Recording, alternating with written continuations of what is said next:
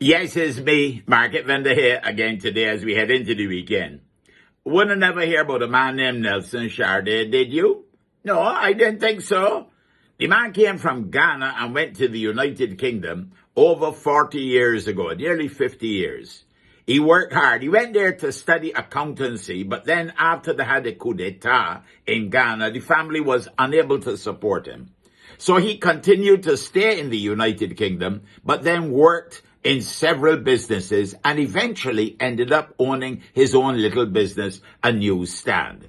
Now, what is the problem, you might ask? Well, before we get to the problem, let me also say that Mr. Sharday also never left the United Kingdom in nearly 50 years, never got into trouble with the law. He served on the jury, and in fact, he got a police bravery award because he went after a fellow who was attacking a milkman with a baseball bat and helped to wrestle this man to the ground and save the milkman from the assault of the man with the baseball bat.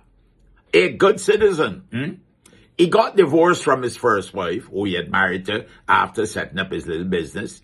He married a second time, and he had 2 sons. And he made sure that his sons got an education. He told them to work hard and try and work for yourself. One ended up being a scientist. Both of them at the university and qualified. And the other one ended up being a public relations executive. Could you believe that man, that upright citizen, who took out a mortgage, who served jury time? Imagine that. He did jury time too as well. He bought everything using credit, but always made sure he paid his bills. Can you imagine that he went in 2019 to get a passport so that he could go back to Ghana for the first time because his mother had passed, only to find out that they tell him, "But you don't belong out here. You're a citizen of the United Kingdom. You ain't entitled to the British passport. You're going to have now to wait another 10 years till you're 84. You got to go through this 10-year process, and you're going to have to pay £7,000. And in future, for any health benefits at the National Health Service, you got to cough up £10,500. You could imagine that. And what would you call that? And isn't that the same thing that happened to a lot of Caribbean people in the Windrush generation? I have to ask the question.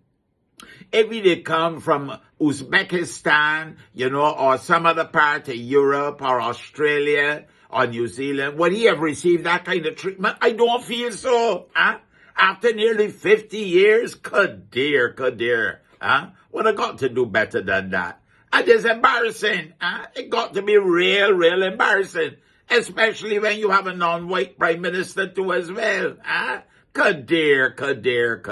What more could a man do to prove that he belongs out there and that he is an upright and upstanding citizen? Look, anyhow, the family taking the matter to the court, carrying the Home Office to the court, and hopefully it will be resolved before it gets to litigation. Because I ain't want that you could win, fellas.